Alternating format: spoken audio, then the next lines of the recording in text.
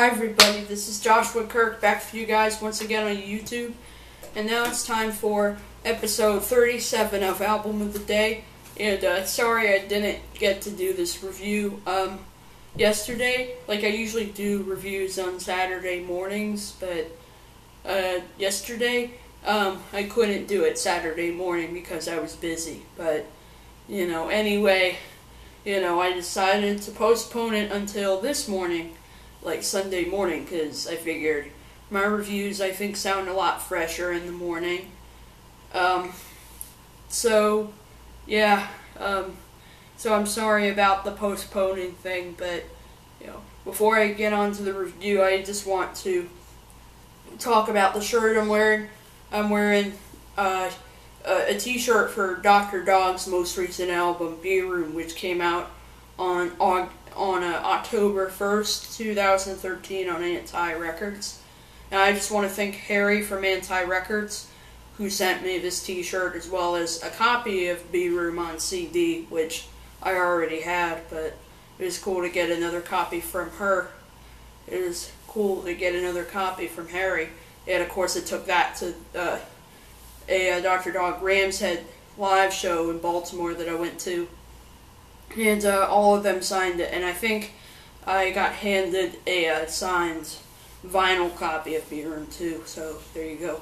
I just want to give a shout out to Harry from Anti and Dr. Dog for all the great things they've done for me, so and I also want to give a shout out to Richard Santos, of course, who sent me all the rare Dr. Dog stuff that no other fan will really ever get to have their fingers on. So I'm giving a shout out to all of you for all that stuff that you've done for me. But aside from that, let's get on to the review. Today's artist is an artist that I've already reviewed on this channel, Beck. I love Beck, so I figured, and Beck has some great albums, so I figured I'd review more than one record of his. So I'm going to review probably like his 5th major label album. The album is called Sea Change, and I do know that this album was released in September of 2002, but I don't know the release date, so I'm not going to tell you the specific release date. However, I will tell you that it was released in September of 2002, and that is it. And that it is a great album. But anyway, there's a cover. There's Beck's face right there. Spine.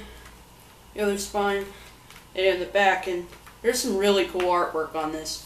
The songs on here are The Golden Age, Paper Tiger, Guess I'm Doing Fine, Lonesome Tears, Lost Cause, End of the Day, It's All in Your Mind, Round the Bend, Already Dead, Sunday Sun, Little One, and Side of the Road. And it was produced by Nigel, Godrich, who most of you may know as being the producer with Radiohead. Of course, he produced a bunch of Radiohead albums, like OK Computer and Beyond and all that. And I did review Radiohead on this channel. I reviewed their 2007 album, In Rainbows. So yeah, Nigel Godrich has also worked with Beck on this album, Mutations, which is another great album of Beck, and The Information, which is an album that I've only really heard little snippets of, but what I've heard so far was pretty good. So I'm gonna have to get my hands on a copy of The Information sometime, because that's the one album by Beck, produced by Nigel Godrich, that I still have yet to listen to it all the way through. But we're here to talk about Sea Change, so let me show you the packaging. So there's a booklet there, and it has lyrics and liner notes, and I really do appreciate the lyrics, but I do have one kind of constructive criticism about it. I think the lyrics and the liner notes are a little hard to read in here, so that's kind of yeah. This it does kind of tend to confuse me a little bit, but that's not a big deal. and there's like the liner notes, and there's some really cool artwork on this. And there are over like 4 different versions of C Change, and all 4 of them are on CD, but they all have like different artwork on them. But mine is the copy that's like the regular copy of C Change, because I think the other ones are probably out of print now. But you know, there's this cool little CD store in Baltimore that also has a location in Syracuse, New York too, called the Sound Garden, and they have a bunch of used CDs, including ones which are like currently out of print, and they do have some of the older copies of C Change by Beck that have the different artwork on there. There's the CD itself. More artwork.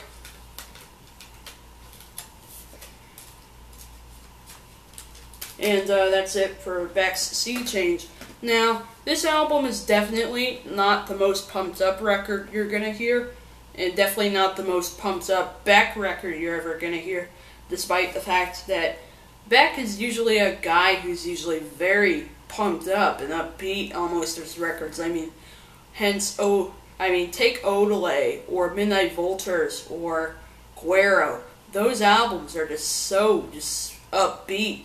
But this album is a little more kind of laid back. It's a lot more mellow than some of his other records, but at the same time, still a quality album, because Beck, I think, is one of those artists who totally has yet to disappoint. I just dare to be disappointed by Beck's music. That's for sure.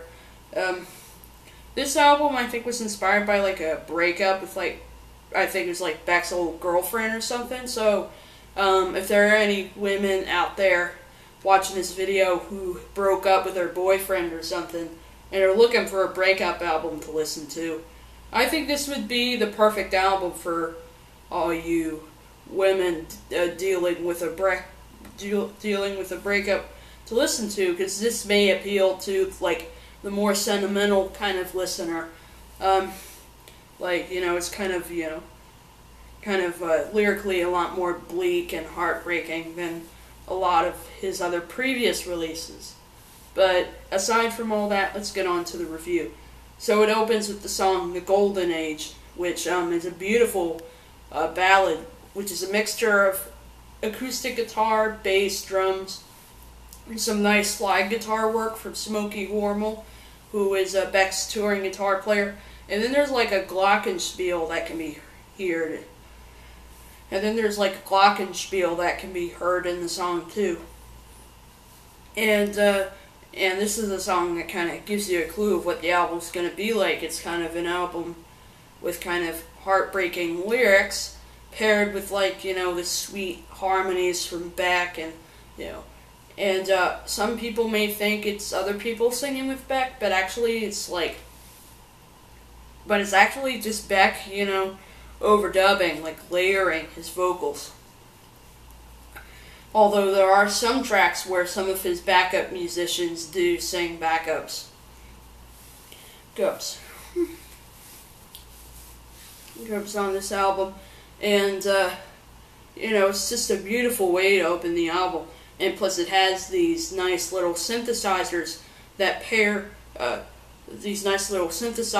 kind of tie the song all together, and it starts out kind of sweet like that, and then by the ending, the synthesizers kind of make all these kind of plain laser kind of sounds going on, with a synthesizer being played by Beck and another one being played by Roger Manning, his keyboardist too.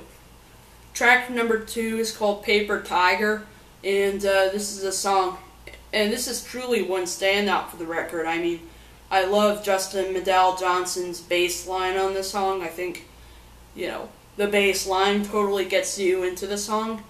And plus, I'll tell you, the one thing that really does take the song from good to great is Dave Campbell, who is Beck's dad, doing these string arrangements that really do, make the song so huge and cinematic. Like, without the strings, the song would have been screaming for the strings. So thankfully, they thought about putting a string section in here to really kind of take this song to a whole nother level.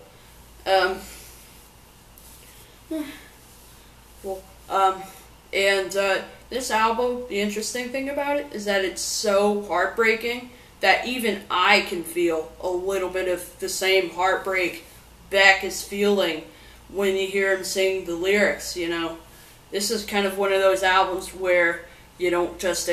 This is definitely one of those albums where you don't just ignore the heartbreak. You don't just let Beck feel it. You feel it, too. So this is kind of the record that, is like, a little journey that kind of takes you on, like, this emotional journey that, like, where you can't really escape even the most sentimental and serious feelings while listening to it.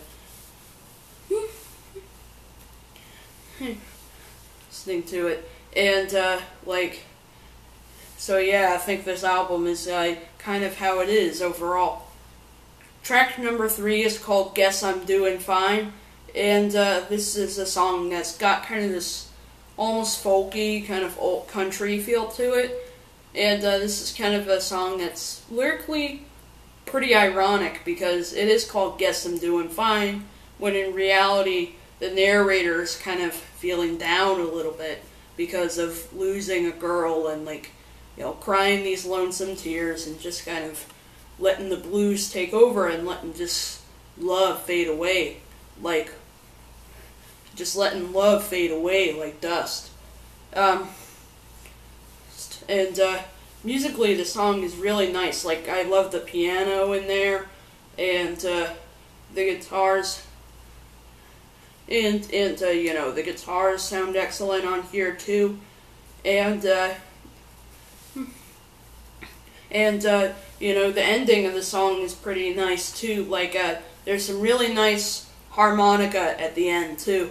Like, some really nice harmonica at the end, played by Beck himself, because, not only does Beck usually play, like, guitar, but he does play harmonica, like, on pretty much every one of his records, except for Modern Guilt, which Modern Guilt is the record that he did with Danger Mouse, who's worked with the Black Keys and done Broken Bells with James Mercer the Shins and all that. Track number 4 is called Lonesome Tears, and this song also blew me away, just like Paper Tiger. The instrumentation on here sounds great, but the guitars, bass, and drums, the greatness of that are nothing compared to the awesomeness of the string section on here. Like, the ending of that song just blew me away. Like, it's like the end, the end of the song is kind of like listening to, like, the finale scene of, like, a drama movie or something like that. Like, that's kind of what the strings at the end totally remind me of.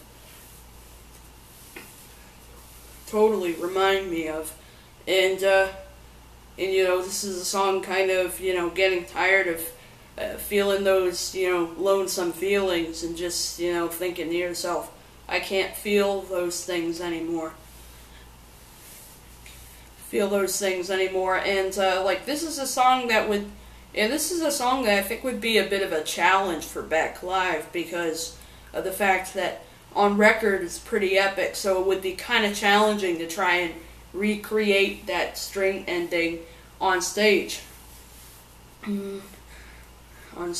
But, sometimes the most challenging songs to play live are usually the most epic and the most mind-blowing to me.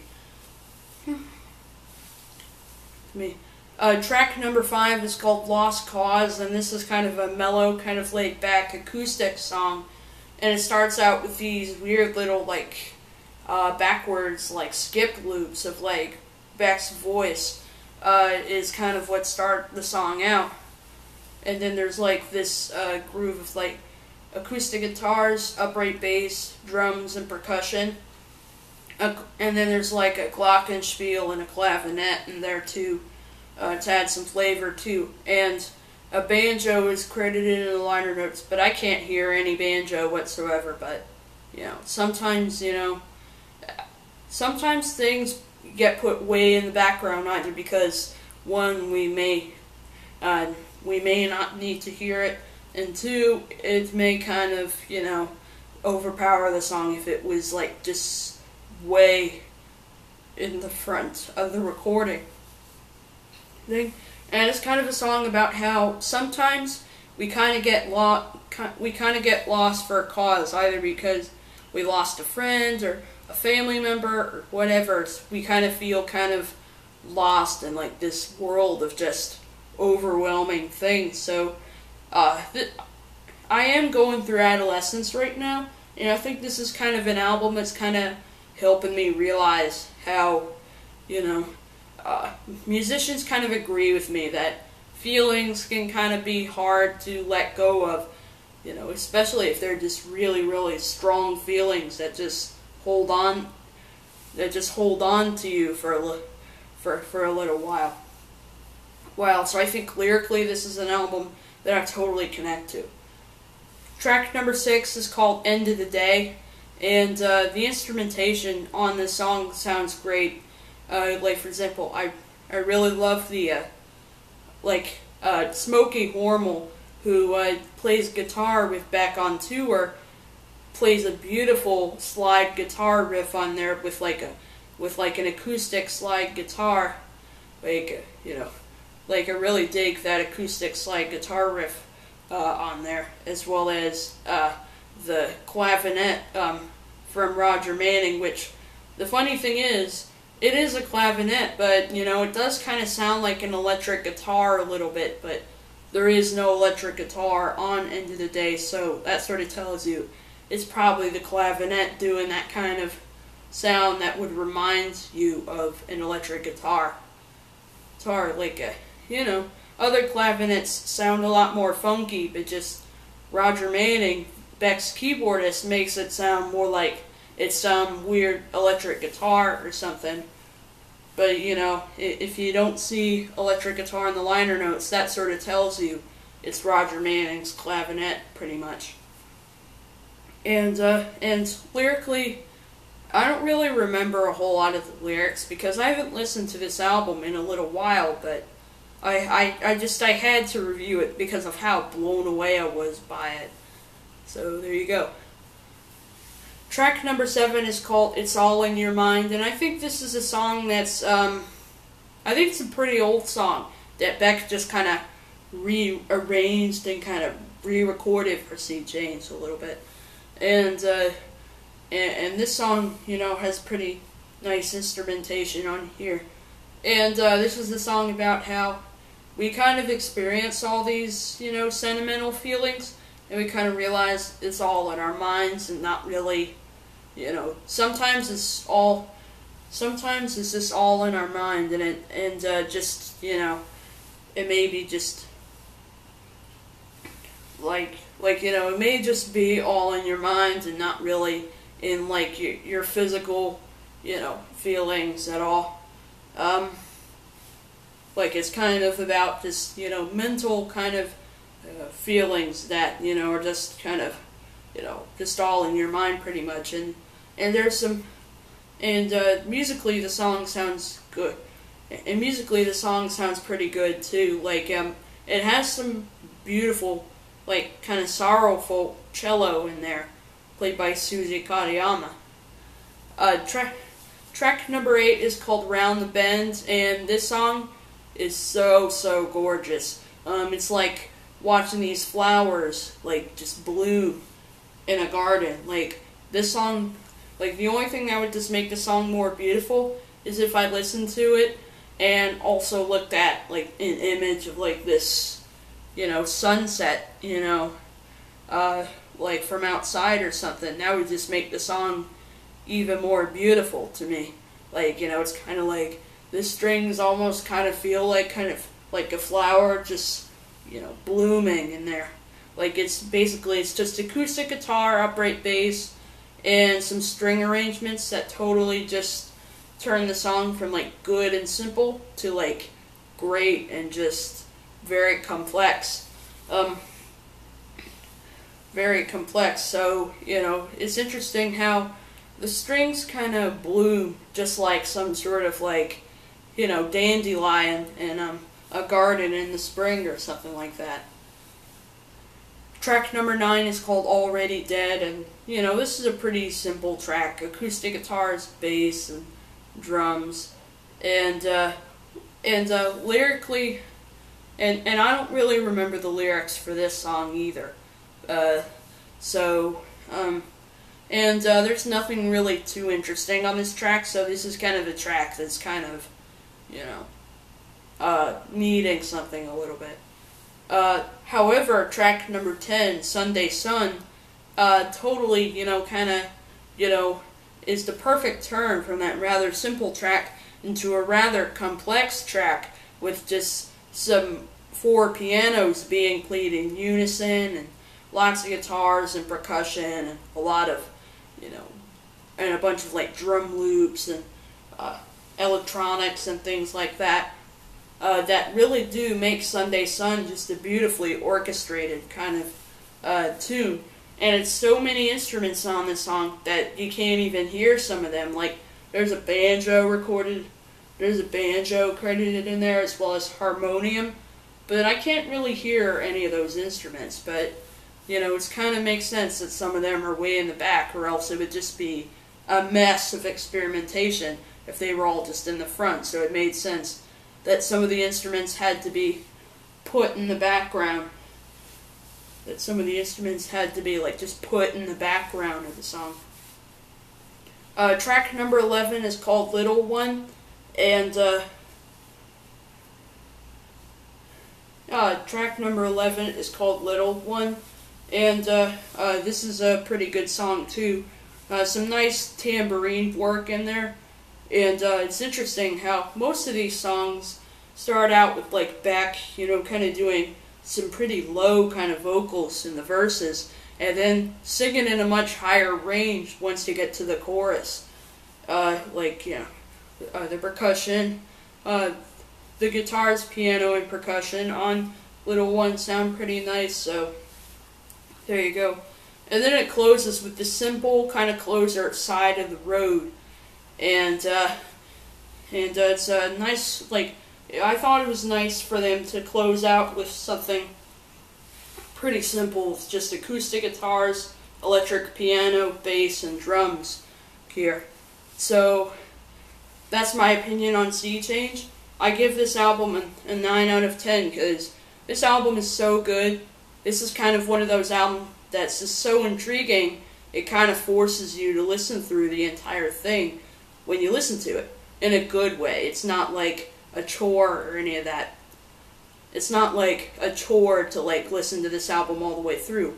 Although, this album may kind of be a bit of a challenging listen at first. Like, especially considering that this album is pretty, laid back and a lot more kind of, slower and a lot more mellow. So this album may be a bit of a challenging thing to listen to, at first. But I think as you listen to it more, the more you listen to this album, the more you kind of learn to fall in love with it, and the more you just kind of develop a taste for it. Like, I think I've totally developed a taste for Sea Change the more I've listened to it. So, this is an album that totally connects to me and will probably connect to you too. So that's it for episode 37, and I'll see you for episode 38.